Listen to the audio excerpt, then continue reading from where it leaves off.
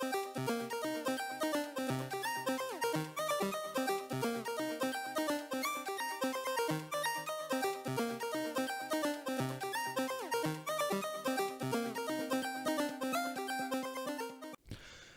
and welcome to Vision Denial. My name is Sam, and if you're new here, I've watched every single playoff game of 2022 from all regions. Yes, including that one.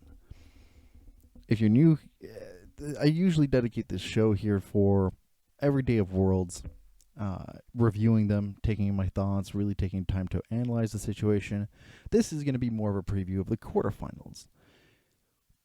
We're going to be looking at DRX versus Edward Gaming. I'm going to say it right in the front of the bat. Right in the front of the right in front of the boat. Right? Just at the edge of it.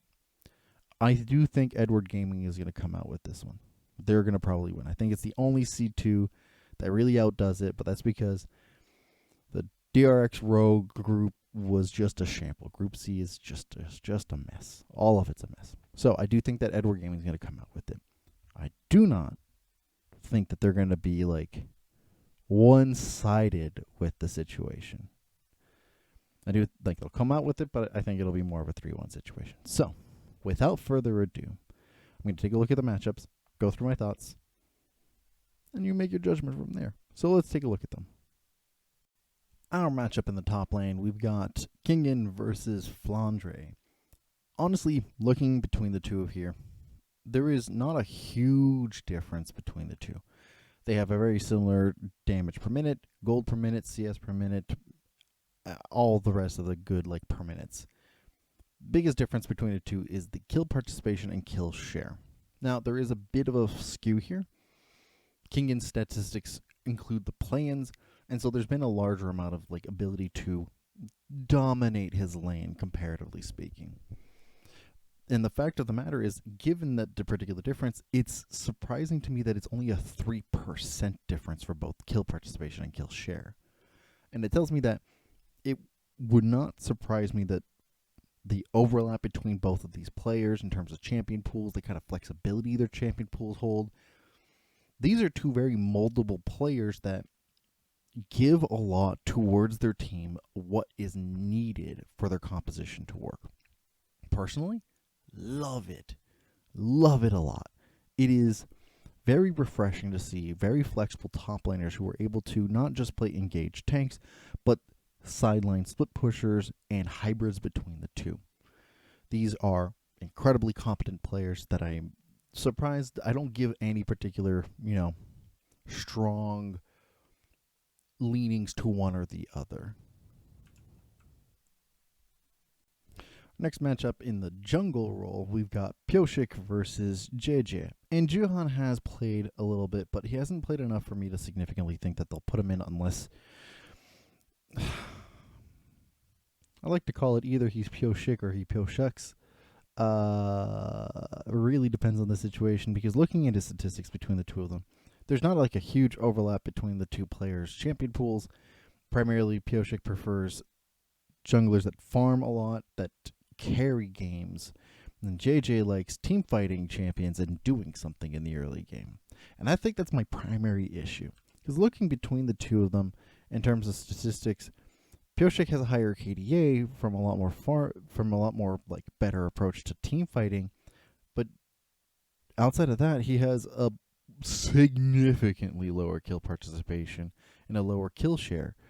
He participates so little into the early game of the early game portion of any play that it becomes a little bit of a problem of it being too little too late situation, where when he's supposed to be a carry, where it's supposed to be influential, is way too far gone at this point. I honestly cannot see a world in which people prefer Pyosik over JieJie. Hell, I don't see any world where people prefer Pyosik over Juhan, who Juhan has been a lot more proactive. Not much more, but more still nonetheless. And he may play a much more carry-oriented situation, but despite playing a more carry-oriented situation, he still deals significantly less damage per minute. And that's the thing that bothers me so much.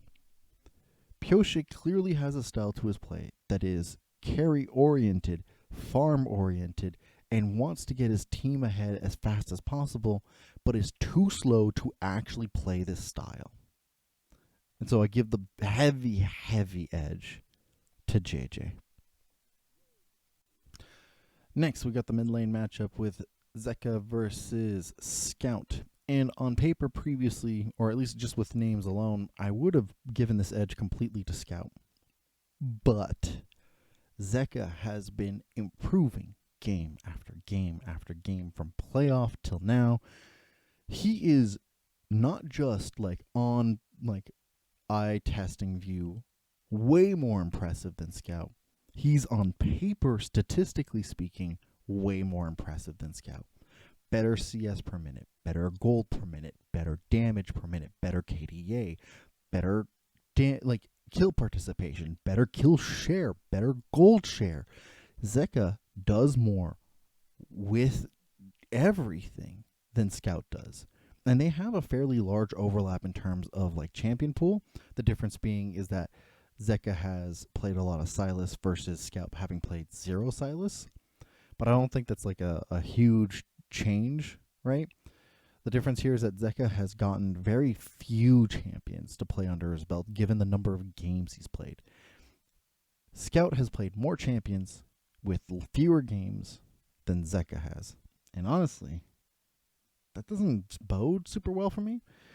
So I'm just thinking the only thing that could really slow him down is if they don't let him have Sylas at all. Other than that, I think Zeka, even without the Sylas, is doing a lot better than Scout is. So I give the advantage to the rising star in the mid lane. Which is really bizarre because Scout was the understudy to Faker. He's so good. I really didn't expect this. But in this matchup, Zeka's just straight up better.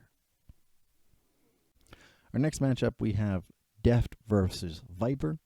Something super interesting to note. Most of the bot laners in the tournament have a fairly large overlapping pool in terms of picks. So every bot laner, the pools were not necessarily super significant. Neither of these two have played the same champion at all. There is a large stylistic difference between the two of them, where both of them have very different team fighting approaches. Viper has a stronger team fight approach. The statistical differences between KDA, damage per minute, gold per minute, CS per minute, they slightly favor one over the other, and it's not enough for me to be oh, it's statistical significance here. The statistical significance comes in kill participation and kill share, in which Viper towers over Deft in ways that are kind of astonishing, given also the kinds of champions that are played. Deft plays a lot more utility focus, and the only one that is that screams team fighting first and foremost is the Misfortune, which requires a very specific kind of condition for Misfortune to work. Viper plays a whole bunch of team fighting champions. The Aphelioses, the Callistas, the Jinxes, the Sivers. He really has an emphasis on team fighting, while his Def has an emphasis on utility. He plays Caitlyn, Ashe, Tristana, Misfortune, things that zone, tower take, vision control, things that are primarily indicative of utility first and foremost. And I think that speaks volumes. Deft has not been, for a long time, the carry bot laner. Viper is. Give huge advantages towards Viper. Our last matchup here is the supports. We got BeryL versus Meiko, two incredibly famous world champion support players. Okay, so first things first. BeryL has a wider champion pool, by far. The widest one so far. Meiko has played a lot of Thresh. That said, I don't give a huge advantage in terms of vision play from either of them. There's a slight stronger approach from DRX in terms of vision to play over Edward Gaming. And when looking in terms of like the participation of roams between the two, Meiko is a lot stronger, higher kill participation, better approach in terms of like zoning tools, re-engages, much stronger emphasis on the ability to really like touch down during neutral team fights.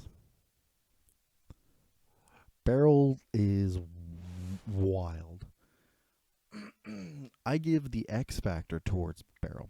Not only does his team slightly have a better vision play, but he has a wider champion pool and is able to apply the same kind of zoning tools, re-engage options, and can play engage supports. We know this. His pool is probably going to get much, much bigger over the times, or at least within this next series.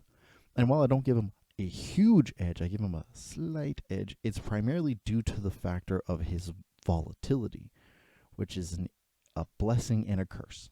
His volatility will make or break the lane.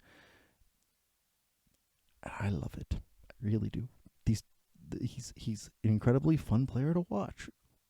I love mad genius supports, so long as they don't regularly like throw themselves into the fire and die so often. Do I think that the either matchup here is going to make or break the game? Maybe, but it really depends on like the draft more than it does actually depend on their individual play.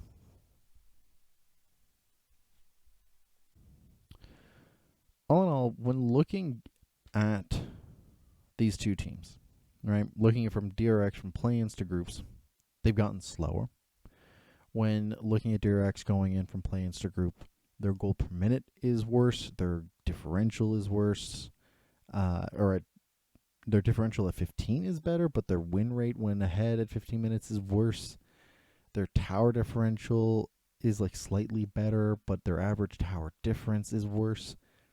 They've gotten better at first turrets, but they've gotten worse at damage per minute. Like, there is something to be said about there is a clear difference in the styles of the play-ins version of DRX and the groups version of DRX. And I prefer the group version of DRX. There is clearly a lot more proactivity involved. Not a whole lot more, but enough for me to notice that there is a lot more gold being developed, a lot more plates per game. There's a lot more herald that are being controlled, a better control of Nashers overall. And then I take a look at this and the fact that they've improved so much, and then I look at Edward Gaming, who are significant. They're faster as a team. They've gotten, statistically speaking, slightly worse early game, but only slightly so, for a slightly better late game overall. Their mid to late game is significantly better. Their early game is not so worse that it is like statistically significant. Nor do I think that they are in a situation where like, oh, yeah, I could totally see DRX totally stopping the early game. Because no, I don't. The problem here is that DRX's advantages in the early game come from the fact that they were able to coast by a lot of their games. They did not have to contest a whole lot of their games, as the teams just let them lane in a way that was significant over, like, in terms of controlling how their goal generation was happening. You look at the group they were part of, Group C has had a wild distribution of quality in terms of who was able to play the early game versus not, and DRX's Pyosik, if you're going to go with Pyosik, does not play the early game in the same way that that like I just can't. JieJie is just going to like run laps around him. And that's the thing that I think is like the most significant, right? Laner wise, Zeka is better, and Flandre is slightly better, but like none of them are so good that they'll literally tip the scales in the situation. But Pyosik is significantly worse than JieJie, just as a fact. And because so much of the lanes themselves are affected by the approach of the junglers, and because the speed of the game and the ability to control these heralds are based on how much influence their opposing junglers have, DRX has not been challenged enough for me to be convinced that what they have had here so far is very evidently an improvement, but a coasting improvement. It is an improvement in the sense that compared to when they were in playoffs and they were forced to make an improvement quickly, they put in Juhan, and then we had an immediate noticeable difference between the two. Compared to Worlds, where they're play-ins, they made a comeback versus RNG, and that was the only team so far that seems to have significantly challenged them. Because DRX in Group C was only somewhat challenged by Rogue. And Top. I would say Top also challenged them, but not enough for me to think that this was like not them fairly coasting by. And so given that, and given that Edward Gaming has had a lot more situations where they were challenging or they were challenged and they were able to prove a larger significance in terms of like how they apply their pressure, they have a faster gameplay, they have better damage per minute overall, better first bloods, and that they were not that far behind from their approach in terms of like how they get plates. Honestly, I said that I favored 3-1 Edward Gaming just from that alone. And where those 1-to-1 matchups are super interesting overall, the team play, I give them the favor. And I stick behind that. 3-1 Edward Gaming. DRX is largely impressed a lot of people so far. I think this is the end of their run. Those are my thoughts, at least. I would love to hear what you have to think in the comments down below. Most of this is from the stats that I've collected and from my notes, of which I linked down below. And I would love to hear your comments down below. Do you think DRX is going to keep the improvement train? Like, keep it going? They're going to make it all the way to semifinals, maybe finals?